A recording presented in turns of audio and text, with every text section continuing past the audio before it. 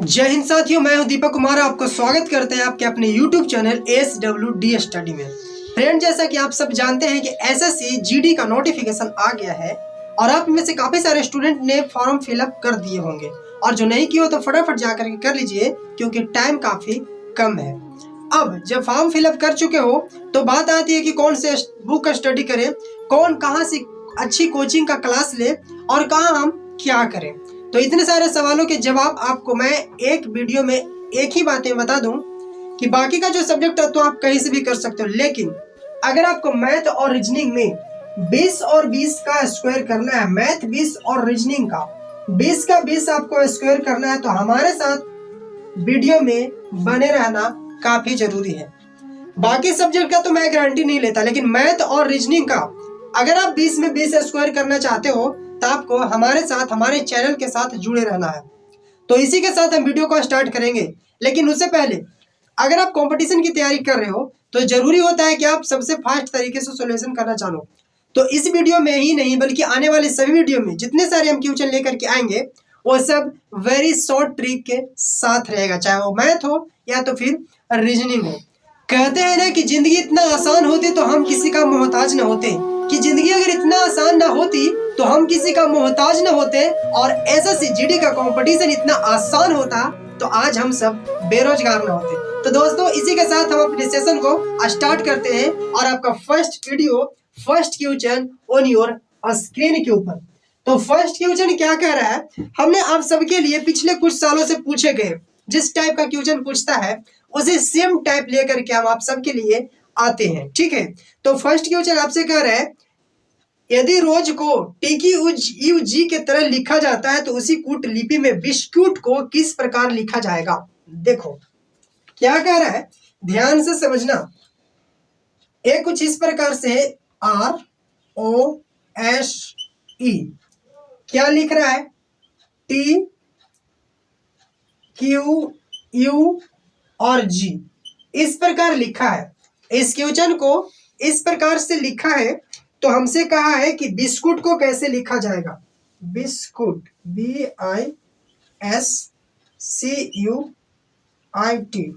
इसे कैसा लिखा जाएगा इस कोड भाषा के अनुसार।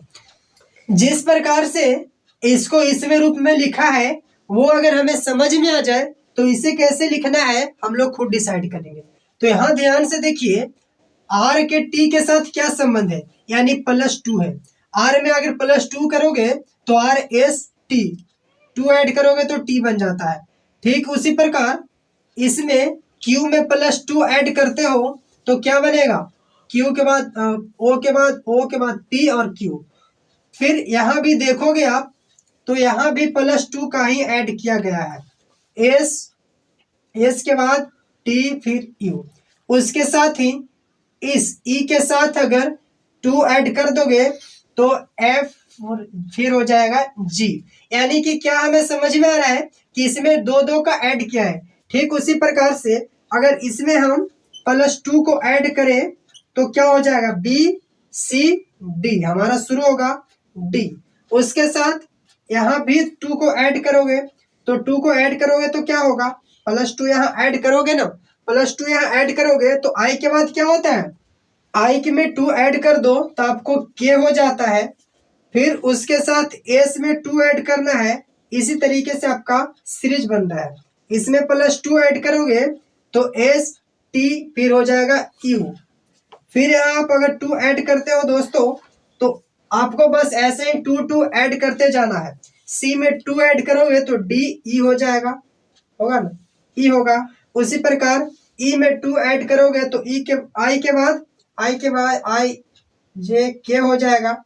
फिर उसी का साथ T में 2 ऐड करोगे तो क्या हो जाएगा, UV हो जाएगा। यानी इसका आंसर A हो जाती है, ठीक है, इसका आंसर A हो जाएगा। तो इस प्रकार से हम इस क्वेश्चन को ऐसे सोल्व कर सकते हैं। तो इसका राइट आंसर क्या हो जाती है, आपकी स्क्रीन के ऊपर, ठीक है। ये हमारा फर्स्ट क्वेश्चन था। अब चलते हैं हमारी सेकंड क्वेश्चन की तरफ।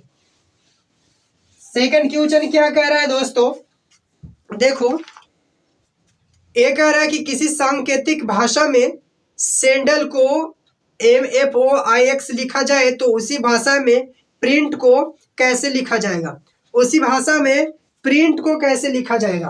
तो आइए एक बार लिख लेते हैं। क्या है, SENDL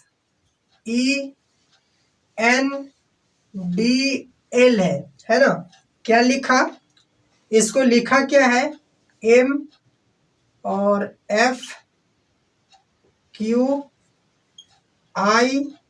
और X इस रूप में लिखा है। तो हमसे पूछा है, हमसे क्या पूछा है कि प्रिंट को कैसे लिखेंगे, PRINT, प्रिंट को कैसे लिखा जाएगा वो। तो इसे हम लोग समझ ले। तो देखो, तो यहाँ से चल रहा है, +1 किया है तो L के बाद M, ऐसे इसमें +2 किया है ना, +2, D के बाद EF +2, तो यहाँ क्या किया है, इसे +3 किया है। ठीक उसी प्रकार से इसमें +4 किया है, और यहाँ S में अगर +5 को किया जाए तो X हो जाता है। यानी कि ये सीरीज क्या चल रहा है कि +1 2 3 इस प्रकार ऐड किया। ठीक उसी प्रकार से अगर T में हम +1 करें तो T के साथ क्या हो जाएगा, U हो जाएगा। N में +2 करें तो N में +2 करेंगे तो NOP हो जाएगा, NOP हो जाएगा, है ना।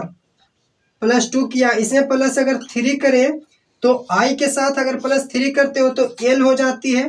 ठीक है, और R में +4 ऐड करोगे, R में +4 ऐड करोगे तो क्या हो जाएगा, V हो जाएगा।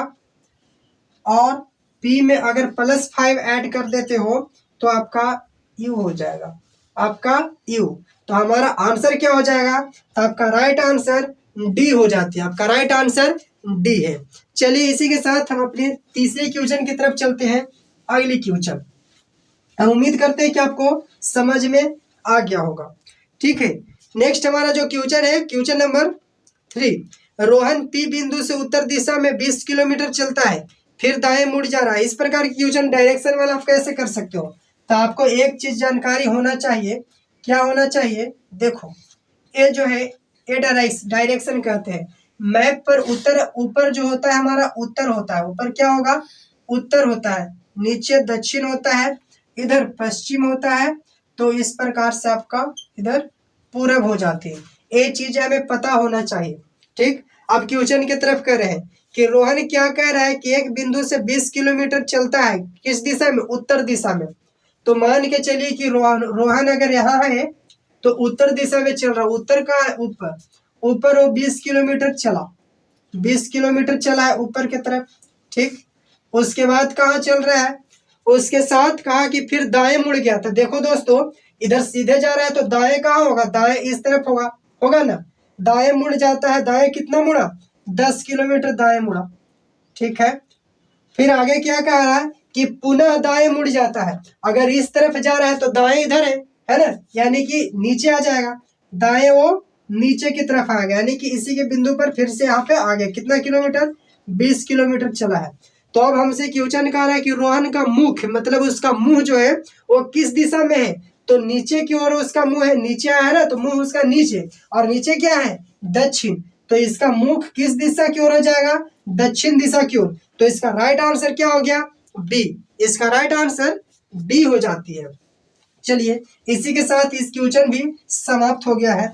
और नेक्स्ट हमारा क्वेश्चन ये लाजवाब शानदार क्वेश्चन है। कॉलेज का जो संबंध है, कॉलेज और छात्र है, अस्पताल का संबंध किससे होगा। ऑप्शन क्या है, लिख लेते हैं, कॉलेज और छात्र। ठीक है, उसी प्रकार से अस्पताल है ना। तो इसका संबंध क्या होगा, ये हमसे पूछ रहा है। देखो कॉलेज में क्या होते हैं, कॉलेज में पढ़ने जाते हैं छात्र, है ना, तो कॉलेज को छात्र से संबंध हो गया। उसी प्रकार से अस्पताल में कौन कौन जाते हैं, डॉक्टर भी जाते हैं, उपचार करने वाले भी जाते, उपचार भी होता है, नर्स भी होता है, रोगी होता है। तो जैसे कॉलेज छात्र के लिए इम्पोर्टेंस होता है, वैसे अस्पताल जो है रोगी के लिए इम्पोर्टेंस होता है। कॉलेज में छात्र सीखने जाते हैं, तो अस्पताल में रोगी क्या होता है, रोगी इलाज करने के लिए जाता है। तो इसका आंसर क्या हो जाएगा, रोगी, इसका राइट आंसर हो जाती है।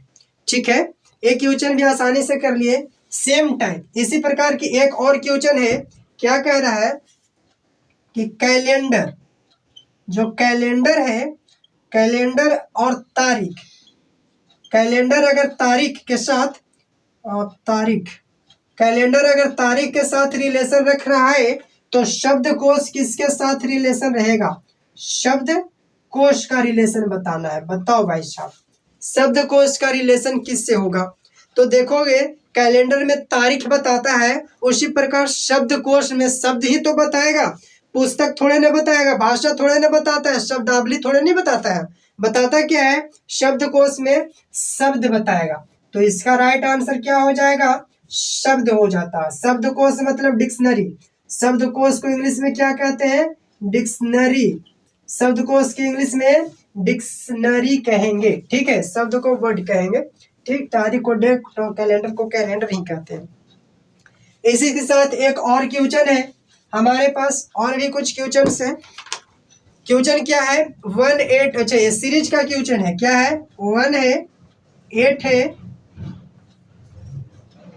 और 27 है। तो आने वाले नंबर जो होगा क्या होगा? तो ये दोनों में हमें देखना रहता है कि इसका इसके साथ क्या संबंध है, उसी प्रकार इसका इसके साथ संबंध बता देना है। तो आप देखोगे कि यहाँ 1 के अगर क्यू किया जाए तो 1 होता है, ये 1 का क्यू है। उसी प्रकार ये कितने का क्यू है? ये 2 का क्यू है ना, ये 2 का क्यू है। फिर अगर रिलेशन देखा जाए तो ये 3 का क्यू है, 3 का क्यू 27। तो उसी प्रकार सीरीज 1 2 3 चल रहा है, तो आने वाले जो है नंबर होगा ये 4 का क्यू होगा, और 4 का क्यू होता है 64। 4 का क्यू आपका 64। तो right answer 64, option number D सही हो जाती है। इसका ऑप्शन नंबर डी हो गया सही जवाब, ठीक है। हम उम्मीद करते हैं कि आपको समझ में आ रहा होगा। दोस्तों, अगर इस चैनल के माध्यम से आपको थोड़ी भी नॉलेजेबल वीडियो लगता है, कुछ भी समझ में आता है, तो चैनल को लाइक और सब्सक्राइब करना तो बनता है। दबा के लाइक और सब्सक्राइब ठोको। क्या कर रहे हो आप लोग? एक और, चलिए एक और क्वेश्चन इस प्रकार से है, एबी सीरीज का ही क्वेश्चन है। क्या है? 1 है, 4, 16 और 64। इसके बाद यहाँ पे क्या होगा, इस नंबर को बताना है। ए वाले आपका क्या होगा? कर लोगे? देखा जाए तो 1 का स्क्वायर है, 1 के स्क्वायर। उसी प्रकार ए 2 का स्क्वायर है, ये किसका स्क्वायर है? 4 का स्क्वायर है, और ये 8 का स्क्वायर है। सीरीज क्या चल रहा है कि इसका 2 गुना का स्क्वायर, इसका 2 गुना का स्क्वायर, इसका 2 गुना का स्क्वायर। तो 8 के 2 गुना का स्क्वायर हम कर लेंगे 16, और 16 का स्क्वायर कितना होता है? 256। 16 का स्क्वायर 256 हो जाती है। तो इसका जो राइट आंसर हो गया आपका option number D. Option number D question number 7 का राइट आंसर हो जाती है। चलिए और आगे क्वेश्चन है, इसे भी करते हैं। हाँ, एक क्वेश्चन, यदि गुना का अर्थ घटाना है, गुना का अर्थ क्या है? घटाओ है। तो उसी प्रकार से इस क्वेश्चन का क्या अर्थ होगा? क्या कह रहा है? 6 है, 6 प्लस 3 इंटू 1 है, और प्लस का 5 है। तो इसके आगे क्या होगा? तो क्वेश्चन को समझिए, क्या कह रहा है कि गुना का अर्थ घटाना है और जोड़ का अर्थ गुना है। तो यहाँ पर नंबर लिखिए, जोड़ का अर्थ क्या है? गुना, तो गुना लिख लीजिए, और 3। फिर गुना का अर्थ क्या कहा है? गुना का अर्थ घटाना, तो यहाँ घटाओ लिखेंगे। उसके साथ प्लस का अर्थ क्या कहा है? तो प्लस का अर्थ भी गुना ही है, प्लस का अर्थ गुना, तो गुने 5 हो जाएगा। अब सोल्व कीजिए, तो बोर्ड मास का पहले ब्रैकेट का करेंगे, तो 3 में 1 घट जाएगा तो 2 हो जाएगा, और इंटू 5। 6 बचे 30, और 30 बचे हो जाएगा, सॉरी 6 बचे 30 नहीं, 6 दूनी 12, और 12 बचे 60। तो इसका आंसर 60 हो गया, यानी कि ऑप्शन नंबर सी इसका राइट आंसर है। नेक्स्ट क्वेश्चन की तरफ चलते हैं। अगली हमारी क्वेश्चन क्या है, इसे भी देख लेते हैं। यदि एम को 13 और मैट को 34 लिखा गया तो वॉक्स का क्या होगा? क्या वैल्यू दिया है भाई? एम को 13 लिखा है, और MAT मैट को क्या लिखा है? 34। हमसे पूछा क्या है कि वॉक्स FWAX इसकी वैल्यू क्या होगा, ये हमसे पूछा है। चलिए इसका आंसर कीजिए। मैं जल्दी से इंक डाल लेता हूँ। आंसर कीजिए फटाफट। हाँ, इसी के साथ आप तो इसका आंसर पूछ रहा है। तो देखो भाई, एम जो है 30 नंबर पर है। उसी प्रकार मैथ को 34 कैसे बनाया है? तो एम ए टी होता है। एम का जो वैल्यू होता है, एम का पहले दे रखा है कि 13 नंबर पर है। ए कितने नंबर पर है? ए है 1 नंबर पर। और साथ ही साथ टी कितना नंबर पर है? तो टी आपका 20 नंबर पर होता है। जोड़ोगे तो 34 हो जा रहा है। ठीक है, यानी कि सबका वैल्यू दे रखा है। ठीक उसी तरह से अगर हम WAX बॉक्स को लिखें तो W का जो ऑप्शन है, ए W होता है 23 नंबर पर। ठीक है, और ए है 1 नंबर पर। और साथ ही साथ एक्स आपका कितने नंबर पर है? 24 नंबर पर है। सभी को ऐड अगर कर दिया जाए तो इसका आंसर 48 हो जाती है। 48 आपका कौन सा ऑप्शन है? 48 आपका ऑप्शन नंबर सी हो गया। ठीक है, नेक्स्ट क्वेश्चन नंबर 10।